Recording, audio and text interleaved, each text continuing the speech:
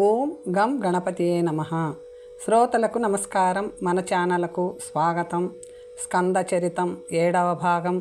రచన శ్రీ గణపతి సచ్చిదానంద స్వామీజీ గారు. వల్లీ దేవసేన జననం. పూర్వము ఒకప్పుడు స్కందుడు దేవసభలో ఉండగా ఒక చిత్రం జరిగింది. అదేమిటంటే, మహావిష్ణువు స్కందుడి సౌందర్యానికి ముగ్ధుడై, ఆహా, ఈ బాలకుడు ఎంత అందంగా ఉన్నాడురా అనుకున్నాడు. అదే క్షణంలో మహావిష్ణువు కళ్ళ నుండి ఆనంద బాష్పాలు కింద పడ్డాయి. ఆ కన్నీటి నుండి 2 అమ్మాయిలు జన్మించారు. వారికి మహావిష్ణువు అమృతవల్లి, సుందరవల్లి అని పేర్లు పెట్టారు. వయసు పెరుగుతున్న కొద్దీ అమ్మాయిలకు కుమారస్వామిని పెళ్లి చేసుకోవాలి అనే కోరిక బలపడసాగింది. వారు తమ కోరికను తమ తండ్రి అయిన మహావిష్ణువుతో చెప్పారు.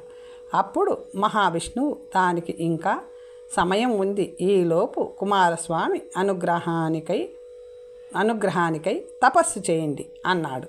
ఆ పిల్లలిద్దరూ కుమారుడి జన్మస్థానమైన శరవణతట ప్రాంతానికి వచ్చి కుమార షడక్షర మంత్రాన్ని జపించడం ప్రారంభించారు. ఆ తపస్సుకు మెచ్చిన కుమారుడు వారి ముందు ప్రత్యక్షమయ్యాడు. ఆ పిల్లలు తమను పెళ్లాడి ధర్మపత్నులుగా స్వీకరించమని కుమారుడిని ప్రార్థించారు. కుమారుడు వారి ప్రార్థనలను తక్షణమే అంగీకరించలేదు. అమృతవల్లిని చూసి, అమ్మాయి, నువ్వు ఇంద్రుడి పుత్రికవైనట్లయితే నేను నిన్ను వివాహం చేసుకుంటా అన్నాడు.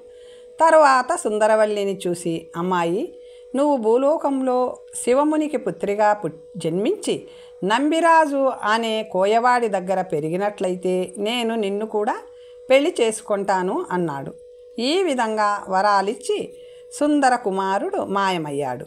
యోగిని మాత అయిన అమృతవల్లి ఒక చిన్న పిల్ల రూపాన్ని స్వీకరించి ఇంద్రసభకు వెళ్ళింది. అక్కడ ఆమె ఇంద్రుడితో, ఓ దేవేంద్ర, నేను మహావిష్ణువు కూతురిని. మహావిష్ణువు నీకు తమ్ముడి వరస. నువ్వు నాకు తండ్రి సమానుడివి. కనుక ఇకపై నన్ను పెంచి పెద్ద చేసే బాధ్యత నువ్వే తీసుకోవాలని నా కోరిక అని చెప్పింది. ఐరావతంపై కూర్చున్న ఇంద్రుడు ఈ మాటలు విని చాలా సంతోషించాడు. తన చేతిని అందించి ఆ పిల్లను ఐరావతంపైకి ఎక్కించుకున్నాడు. అలా దేవేంద్రుడి చేత పైకెత్తబడి పోషించబడింది. కనుక ఆనాటి నుండి ఆమెకు దేవయాని అనే పేరు ప్రసిద్ధమైంది. దేవయాని ఐరావతాన్ని అలంకరించి ముందుకు నడుస్తూ ఉండగా దేవ సైన్యమంతా వెనుక నడిచింది. కనుక దేవేంద్రుడు ఆమెను ముద్దుగా దేవసేన అని పిలిచాడు. అప్పటి నుండి ఆమె దేవసేనగా ప్రసిద్ధికెక్కింది. ఇంద్రుడి సన్నిధిలో పెరుగుతున్న దేవసేన కుమారస్వామికై తీవ్రమైన తపస్సు చేయసాగింది. సుందరవల్లి కూడా భూలోకంలో తొండమండలంలో శివమునికి కూతురై జన్మించి కోయదొర అయిన నంబిరాజు దగ్గర వల్లి అనే నామంతో ప్రసిద్ధురాలై పెరిగి పెద్దది అవుతుంది. శూరపద్మ వధ. తారకాసురుడి సమకాలంలోనే శూరపద్ముడనే మరో సుప్రసిద్ధ రాక్షసుడు ఉండేవాడు. వాడు మహాబలశాలి, దేవతల ద్వేషి. అయినప్పటికీ దేవతలను పీడించే సంగతి తారకాసురుడు చూసుకుంటున్నాడులే అని సుఖభోగాలలో హాయిగా కాలం గడుపుతూ ఉండేవాడు. తారకాసురుడు అనేక మంది పుత్రులలో ఒకడైన అసురేంద్రుడు తారకుడి మృతదేహానికి సంస్కారాలు చేసి శూరపద్ముడి నగరమైన వీరమహేంద్రపురికి చేరాడు. అక్కడ పెదనాన్న లాంటి శూరపద్ముడిని కలిసి తన తండ్రి మరణవార్త చెప్పి భోరున విలపించాడు. తారకుడి చావు వార్తను శూరపద్ముడు నమ్మలేకపోయాడు. ఏమిటి, నా తమ్ముడు మరణించాడా? అదెలా సాధ్యపడింది?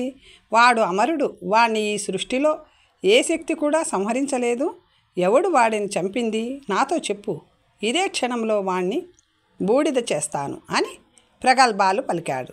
అప్పుడు అసురేంద్రుడు వెక్కి వెక్కి ఏడుస్తూ, పెదనాన్న, నా మాటలు నమ్ము. నా తండ్రి మహాబలశాలి అయిన ఒక చిన్న బాలుడి చేతిలో మరణించాడు అని ఇంకా ఏదో మాట్లాడసాగాడు. శూరపద్ముడు ఇక ఏమీ వినలేదు. సుడిగాలిలా లేచి తన సైన్యాన్ని పరాక్రమాన్ని అంతా కూడగట్టుకొని స్వర్గలోకం పైన దూకాడు. వాడిది ఏమి శక్తో కానీ ఒక్క రోజులో దేవతలంతా చిత్తుగా ఓడిపోయారు. ఆ దెబ్బకు దేవేంద్రుడు శచీదేవితో సహా భూలోకానికి దిగి రహస్యంగా దాక్కున్నాడు. ఇంద్రుడు పారిపోయేసరికి శూరపద్ముడు క్రోధంతో ఇంద్రుడి కొడుకైన జయంతుడిని బంధించి తన నగరానికి లాక్కుపోయాడు. భూలోకానికి దిగిన ఇంద్రుడు శ్రీకాళహస్తిలో ఒక దివ్యమైన ఉద్యానవనాన్ని నిర్మించి అక్కడి పూలతో ప్రతిరోజు కాళహస్తీశ్వరుడిని అర్చిస్తూ ఉండిపోయాడు. శూరపద్ముడు తన భటులను పిలిచి ఇంద్రుడెక్కడున్నాడనే సరే వెతికి పట్టుకురండి అన్నాడు. ఆ భటులు లోకాలన్నీ తిరిగి చివరికి భూలోకానికి చేరి కొండగుట్ట, చెట్టు, పుట్ట, గుడి, బడి అంతా వెతికారు. చివరకు శ్రీకాళహస్తిలో ఇంద్రుడు తలదాచుకున్న ఉద్యానవనానికి కూడా వచ్చారు. ఇంద్రుడు ఆ వస్తున్న రాక్షసులను దూరం నుండే చూసి తానొక వెదురు చెట్టుగా మారిపోయి శచీదేవిని కూడా వెదురు చెట్టుగా మార్చేశాడు. రాక్షసులు ఉద్యానవనం అంతా వెతికారు, కానీ ఇంద్రుడిని గుర్తించలేక వెళ్ళిపోయారు. వెదురు చెట్టుగా మారిన ఇంద్రుడు భయపడుతూ లోపలే శివుడిని ప్రార్థించాడు. ఆ సమయంలో ఇంద్రుడికి ఒక సందేశం వినిపించింది. ఆ సందేశం ఏమిటంటే, ఇంద్ర, భయపడకు, నా పుత్రుడైన కుమారుడు శ్రీశైలంలో ధ్యాన నిమగ్నుడై ఉన్నాడు. నువ్వు వెంటనే దేవతలను వెంటబెట్టుకుని వెళ్ళి ఆయనను ప్రార్థించు. కుమారస్వామి చేతిలో శూరపద్ముడి మరణం తథ్యం. ఈ సందేశాన్ని విన్న ఇంద్రుడికి ఎక్కడ లేని ధైర్యం పుంజుకొచ్చింది.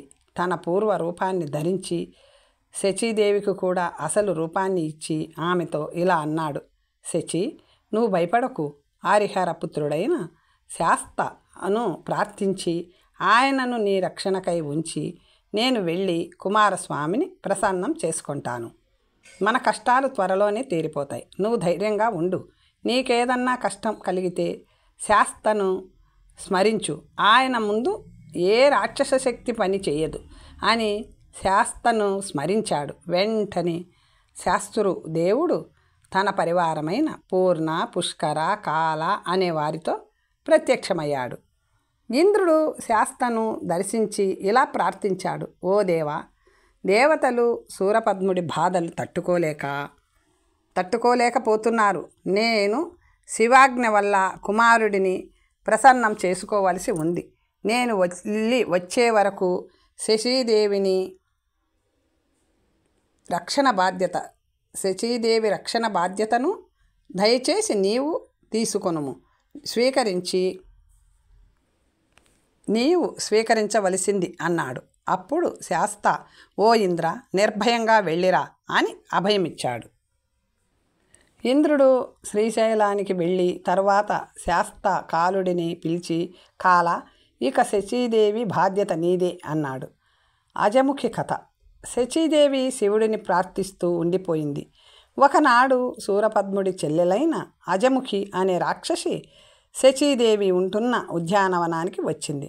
ధ్యానంలో ఉన్న శచీదేవి అజముఖిని చూడలేదు. కానీ దూరంగా కూర్చున్న కాలుడు మాత్రం ఈ వచ్చిన రాక్షసిని గమనించాడు. అజముఖి శచీదేవిని సమీపించి గాండ్రించింది. శచీదేవి ఆ గాండ్రింపుకు భయపడుతూ లేచింది. శచీదేవితో అజముఖి ఇలా అంది. ఓ సుందరి, ఎవడి కోసం తపస్సు చేస్తున్నావు? నీ మొగుడు పిరికిపంది. వాడితో ఏం ప్రయోజనం లేదు. నువ్వు నాతో వచ్చేయి. నా అన్న నువ్వంటే చాలా ఇష్టంగా ఉన్నాడు. వాడు నిన్ను పెళ్లి చేసుకుంటాడు. అప్పుడు ఇంద్రుడితో సహా అందరూ నీకు సేవలు చేస్తారు. శచీదేవికి ఆ మాటలు విషం తాగినట్టుగా అనిపించాయి. వెంటనే ఆమె కోపంతో, ఓ రాక్షసి, ఏమన్నావు? నీకు అలా మాట్లాడటానికి ఎంత ధైర్యం? నేను నీలా కటువుగా మాట్లాడను. నీ మాటలకు నువ్వే శిక్షను అనుభవిస్తావు. కశ్యప వంశంలో జన్మించి ఇలా మాట్లాడటానికి సిగ్గుగా లేదా అంది. ఎవరైతే తాము సంతోషంగా ఉండాలి అనుకుంటారో వారు ఇతరులకు సంతోషాన్ని కలిగిస్తారు. ఎవరికి కష్టాలు రాసిపెట్టి ఉంటున్నాయో వారు ఇతరులను మాటలతో బాధ పెడతారు.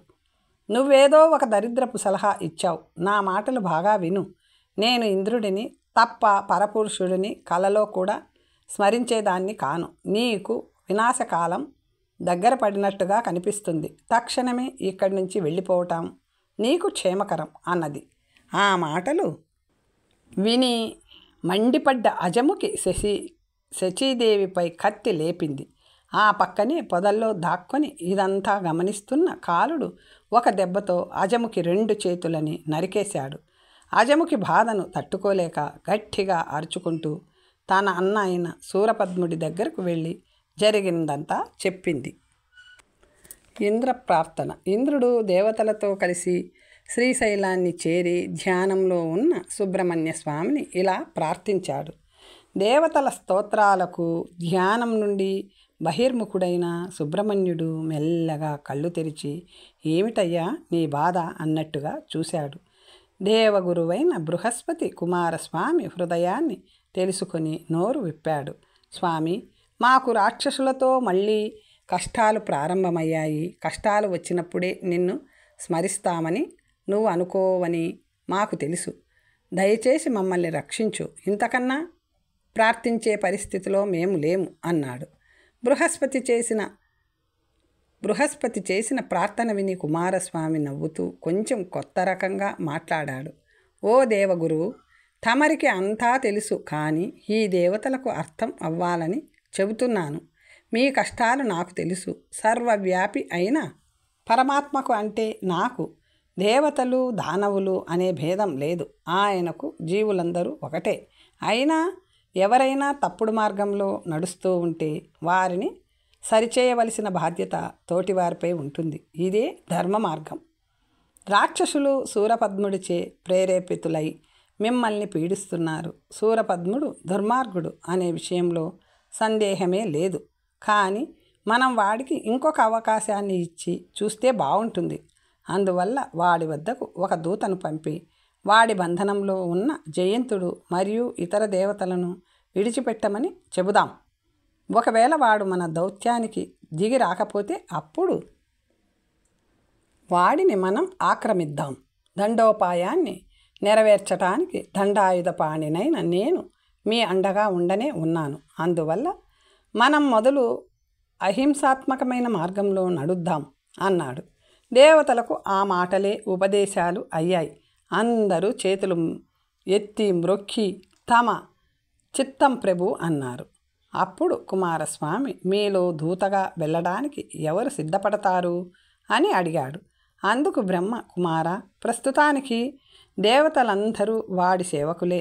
మాలో ఏ ఒక్కడూ దూతగా వెళ్ళినా శూరపద్ముడు ఆ వెళ్ళిన దూతను బంధించి తీరుతాడు. అందువల్ల నీ ప్రధాన సేవానాయకుడైన వీరబాహువును దూతగా పంపటం క్షేమమని నాకు తోస్తుంది అన్నాడు. షణ్ముఖ స్వామికి ఈ సలహా నచ్చింది.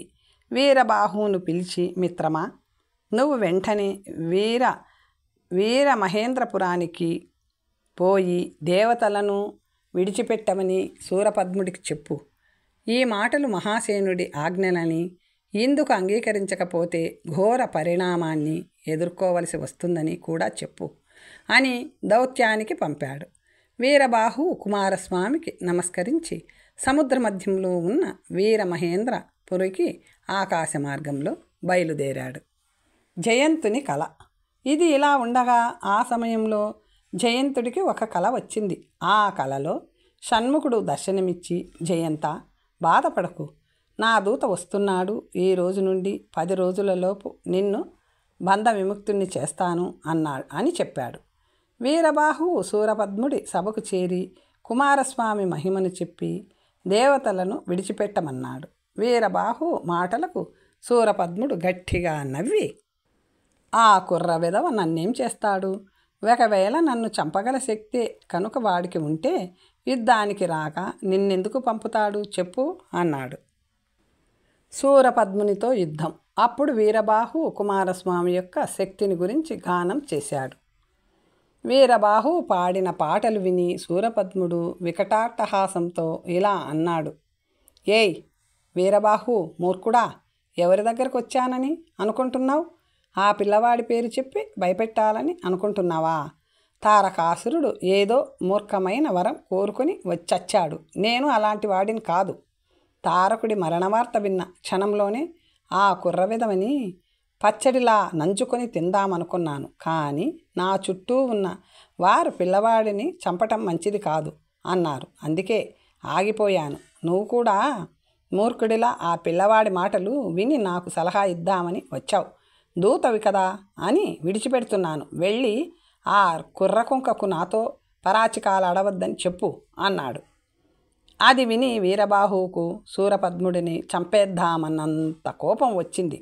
స్వామి తత్వాన్ని అర్థం చేసుకోలేని సూర్యుడి మూర్ఖత్వానికి జాలిపడి ఇలా అన్నాడు. శూరపద్మ, మా ప్రభువుని బాలుడనుకొని నువ్వు చాలా పెద్ద తప్పు చేస్తున్నావు.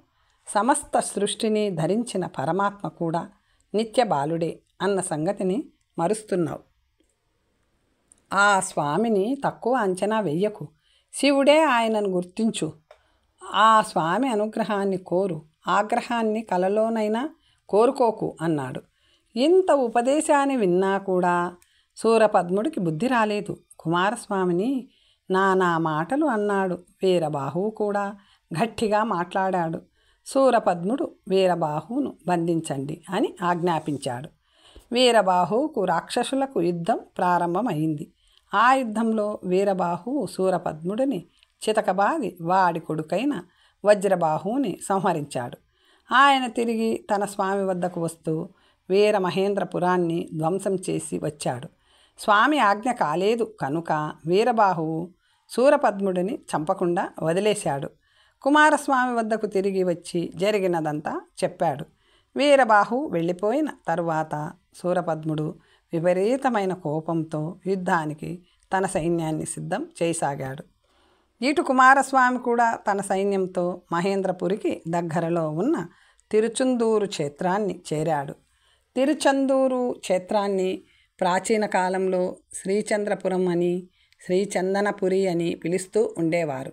దేవతల సైన్యం తన ద్వీపానికి దగ్గరలో ఉన్నదని తెలుసుకుని శూరపద్ముడు కూడా యుద్ధభేరి మ్రోగించాడు. అప్పుడు కుమారస్వామి తన సైన్యాన్ని ఇంక ముందుకు నడిపించి హేమకూటాన్ని చేరాడు. దాంతో మహేంద్రపురి ఇంకా దగ్గరయింది. శూరపద్ముడు తన పెద్ద కొడుకైన భానుగోపుడిని సేనాధిపతిని చేసి దేవతలపై యుద్ధానికి పంపాడు. దేవతలకు భానుగోపుడిని ఎదుర్కోవటం కొంచెం కష్టమనిపించింది. భానుగోపుడి దగ్గర రహస్యాస్త్రాలు చాలా ఉండేవి. దేవతలు ఆ అస్త్రాలకు తట్టుకోలేక కుమారస్వామిని ప్రార్థించారు.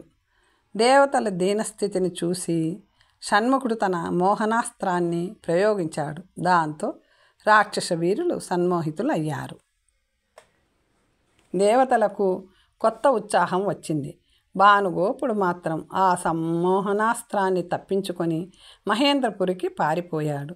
రెండవ రోజు యుద్ధంలో శూరపద్ముడు దిగాడు. వాడికి సహాయంగా భానుగోపుడు, సింహముఖుడు, వాడి కొడుకైన అతిశూరుడు, తారకుడి కొడుకైన అసురేంద్రుడు వచ్చారు. ఉగ్రుడు అనే భూతగణాధిపతి అతిశూరుడిని సంహరించాడు. వీరబాహువు ఆ అసురేంద్రుడితో యుద్ధానికి దిగాడు. ఆ యుద్ధంలో అసురేంద్రుడు నేల కరిచాడు. అప్పుడు శూరపద్ముడు పూర్తి ప్రతాపంతో యుద్ధం చేయసాగాడు. శూరపద్ముడు వీరబాహు యొక్క 8 మంది సోదరులను జయించి అతనితో యుద్ధం చేయసాగాడు. వీరబాహు కూడా శూరపద్ముడితో యుద్ధం చేయసాగాడు. ఆ యుద్ధం ఎంతసేపటికి ముగియకపోయేసరికి శూరపద్ముడు దండాన్ని ప్రయోగించాడు. ఆ దండం వీరబాహువు యొక్క గుండెల్లో దిగింది. వీరబాహువు మూర్ఛపోయాడు. దాంతో రెచ్చిపోయిన శూరపద్ముడు దేవతా సైన్యాన్ని తరిమి కొట్టాడు. ఒక షణ్ముఖస్వామి స్వయంగా యుద్ధానికి దిగి శూరపద్ముడిపై అనేక అస్త్రాల వర్షం కురిపించాడు. శూరపద్ముడు ఏ అస్త్రానికి కదలలేదు, కానీ వాడి సైన్యం మాత్రం నాశనమైంది. కుమారస్వామి తన చక్రాయుధంతో తక్కిన రాక్షసులను సంహరించాడు. అప్పుడు శూరపద్ముడు పాశుపతాస్త్రాన్ని కుమారస్వామిపై గురిపెట్టాడు. పాశుపతాస్త్రం బ్రహ్మాస్త్రానికన్నా శక్తివంతమైంది. ఆ అస్త్రం వాడికి శివానుగ్రహంతో లభించింది. పాశుపతంతో కుమారుడు పడిపోవటం ఖాయమనుకున్న శూరపద్ముడికి నిరాశ మిగిలింది. తన పైకి వస్తున్న పాశుపతాస్త్రాన్ని కుమారస్వామి నవ్వుతూ చేత్తో పట్టుకొని తన అమ్ముల పొదిలో చేర్చుకున్నాడు. కుమారుడి లీల చూసి సూరపద్ముడికి కళ్ళు తిరిగాయి. ఏదో పిల్లవాడు అనుకున్నాను, వీడు పిడుగులా ఉన్నాడు, వీడిని గెలవటం కష్టమే అనుకొని అదే క్షణంలో మాయమైపోయాడు. కుమారస్వామి వాడి అధైర్యాన్ని చూసి నవ్వుకున్నాడు. మరుసటి రోజు అంటే యుద్ధంలో 3వ రోజు భానుగోపుడు తన బలాన్ని అంతా కూడగట్టుకుని యుద్ధానికి దిగి వీరబాహువుతో పోరాడాడు. ఆ యుద్ధంలో భానుగోపుడు మోహనాస్త్రాన్ని ప్రయోగించాడు. దాంతో దేవతలు మూర్ఛపోయారు. స్పృహ తప్పిన దేవతలను రాక్షసులు సముద్రంలో పడేశారు. ఆ స్థితిలో కూడా షణ్ముఖుడు నవ్వుతూ తన వేలాయుధాన్ని అసురులపై సంధిస్తూ దేవతలను భూమిపైకి తెమ్మని వేలాన్ని ఆదేశించాడు. ఆ ఆయుధం రాక్షసులను సంహరించి దేవతలను పైకి తెచ్చింది. 4వ రోజు యుద్ధంలో హిరణ్యుడు, అగ్నిముఖుడు అనే వారు దేవతలతో యుద్ధం చేశారు. అగ్నిముఖుడు భద్రకాళి ఉపాసకుడు. వాడు కాళీదేవిని ప్రార్థించాడు. చిత్రంగా కాళీదేవి రాక్షసుల తరపున యుద్ధం చేసింది. కానీ వీరబాహు ఎదురుపడేసరికి ఆయనను చూసి నవ్వి మీకు విజయం సిద్ధించుగాక అని వరమిచ్చి మాయమైపోయింది. వరాన్ని అనుగ్రహించిన ఆ తల్లిని దేవతలు ఇలా స్తుతించారు. అగ్నిముఖుడు వీరబాహు చేతిలో మరణించాడు. అగ్నిముఖుడి మరణవార్త విని సూరపద్ముడికి తక్కిన కొడుకులు యుద్ధానికి వచ్చి మరణించారు. భానుగోపుడు 3వసారి యుద్ధానికి దిగి యుద్ధం చెయ్యలేక మళ్ళీ వీరబాహు మోహనాస్త్రం వేయడంతో మాయమైపోయాడు. ఈసారి వీరబాహువు జ్ఞానాస్త్రాన్ని ప్రయోగించి వాడి కుచేష్టలను కట్టి వాడిని మాయ నుండి బయటకు లాగి వాడితో ద్వంద్వ యుద్ధం చేశాడు. ఎట్టకేలకు ఆ యుద్ధంలో వీరబాహు చేతిలో భానుగోపుడు మరణించాడు. ఈ వార్త సూరపద్ముడి చెవిన పడింది.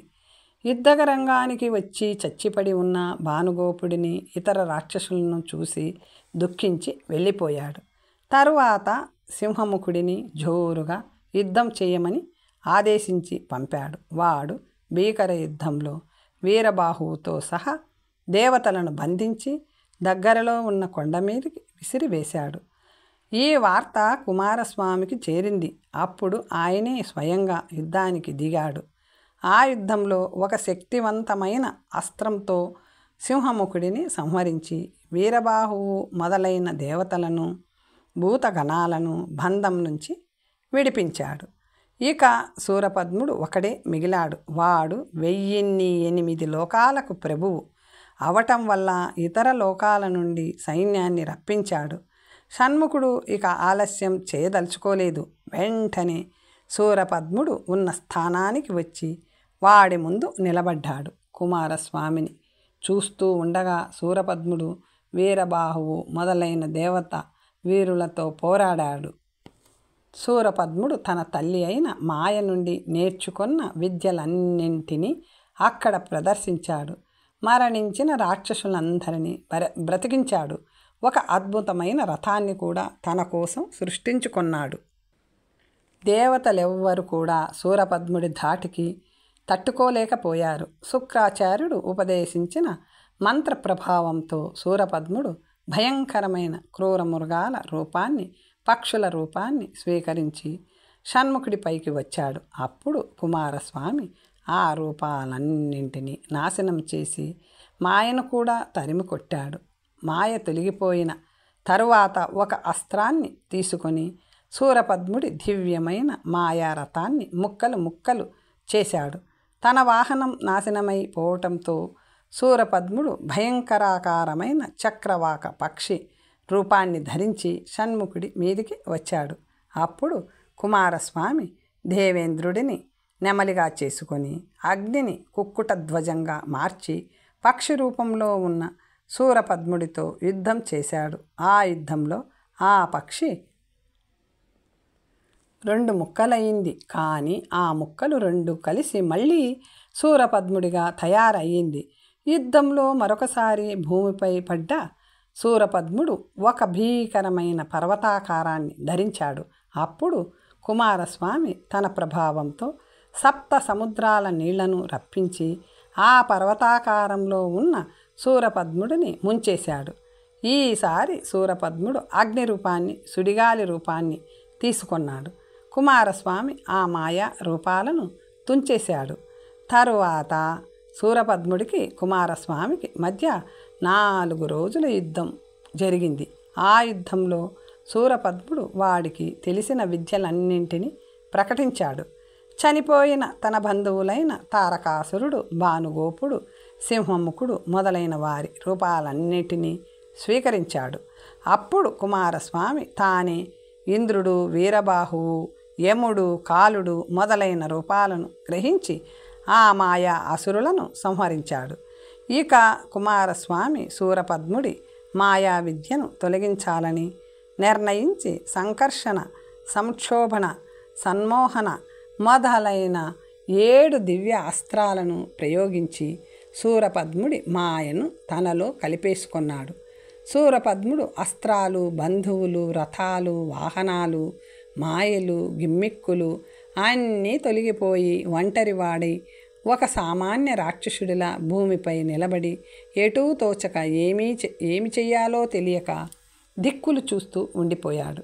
ఈ స్థితిలో సూరపద్ముడిని చూసిన మన కుమారస్వామికి వాడిపై దయ కలిగింది. తన వాహనమైన నెమలితో కిందకు దిగి సూరపద్ముడితో శాంతంగా ఇలా అన్నాడు: సూరపద్మ, నువ్వు మహావీరుడవయ్యా, గొప్ప వంశంలో పుట్టినవాడివి. ద్వేషాన్ని పెంచుకొని నాశనాన్ని కొని తెచ్చుకుంటున్నావు.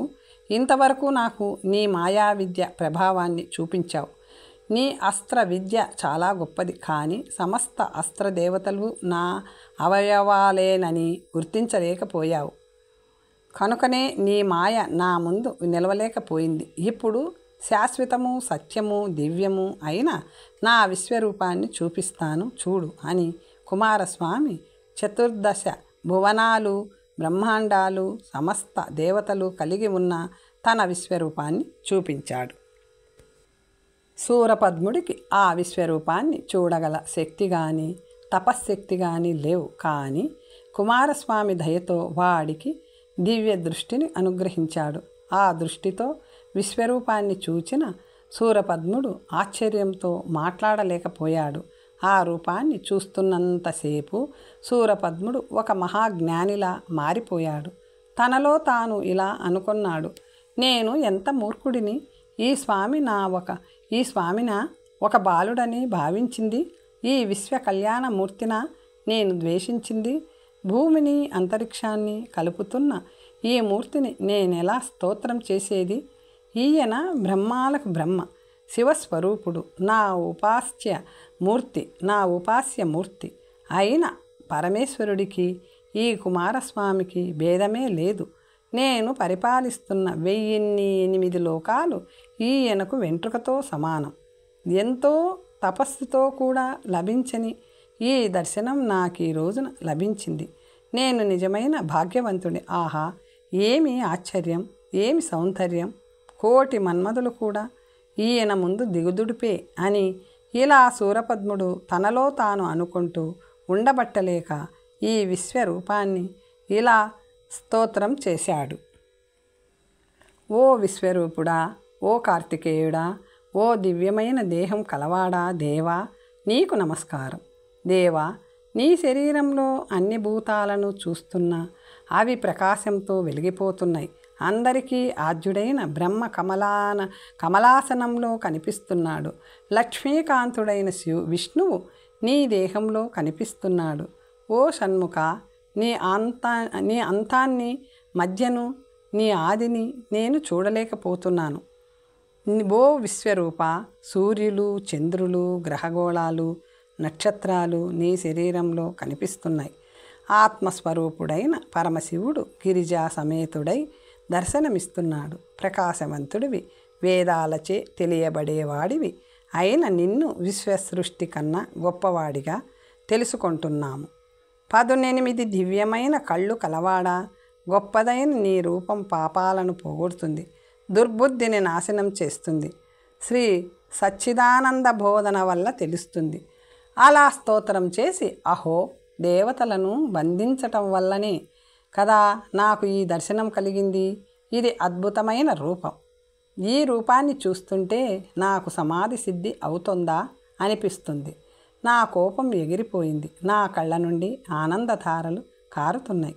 నేను ఈ రూపాన్ని వర్ణించలేకపోతున్నాను. నా చేతులు తమంతట తాముగా ఈయనకు నమస్కరిస్తున్నాయి. నా హృదయంలో దయ నిండిపోతుంది. నా బుద్ధిలో అన్నీ మంచి ఆలోచనలే కలుగుతున్నాయి. నా జన్మ సార్థకమైంది. నేను ఈ స్వామికి సేవకుడిని అవ్వాలి అని తనలో తాను మాట్లాడుకున్నాడు శూరపద్ముడు. ఇలా వాడి భావాలు మారుతూ ఉండగా కుమారస్వామి తన విశ్వరూపాన్ని చాలించి మయూరవాహనుడై ధ్వజాన్ని చేతపట్టి శక్తి ఆయుధాన్ని ధరించి సామాన్య కుమారుడిలా వాడి ముందు ప్రత్యక్షమయ్యాడు. స్వామి యొక్క విశ్వరూపం మాయమవటం, శూరపద్ముడి బుద్ధి మారిపోవటం రెండూ ఒకేసారి జరిగాయి. నెమలిపై కూర్చొని నవ్వులు ఒలకబోస్తున్న కుమారస్వామిని చూడగానే శూరపద్ముడి రాక్షస బుద్ధి మళ్ళీ విజృంభించింది. వాడికి కోపం పెరిగి కళ్ళు ఎరుపెక్కాయి. భుజాలు కొట్టుకుంటూ, ఓ కుర్రకుంక, నాతో యుద్ధం చేయలేక ఏవో చమత్కారాలు చేస్తున్నావు. ఈ ఇంద్రజాల మహేంద్రజాల విద్యలు నా ముందు పనిచెయ్యవు. ఇప్పుడు చూడు నేనేం చేస్తాను అంటూ ఒక మంత్రాన్ని పఠించి ఆ ప్రాంతాన్ని అంతా చీకటిమయంగా చేశాడు. ఆ చీకట్లో దాక్కొని పెద్దగా గర్జించాడు. దేవతలకు భయం వేసింది. ఆ చీకటి నుండి 100 తలలు 1000 చేతులతో శూరపద్ముడు బయటికి తేలాడు.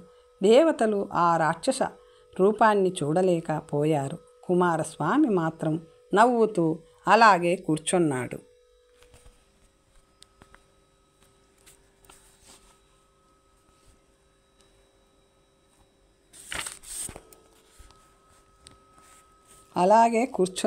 అప్పుడు దేవతలు శూరపద్ముడిని సంహరించమని కుమారస్వామిని ప్రార్థించారు.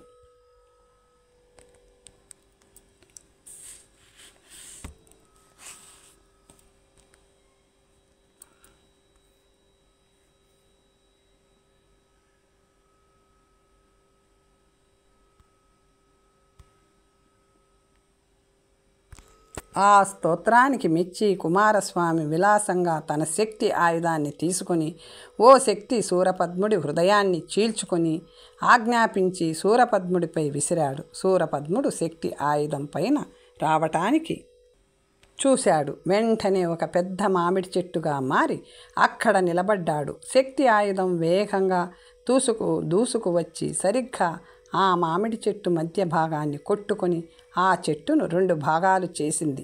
అలా చెట్టును కొట్టి శక్తి ఆయుధం కుమారస్వామిని చేరింది. ఆ మామిడి చెట్టు 2 భాగాలు సముద్రంలో పడ్డాయి.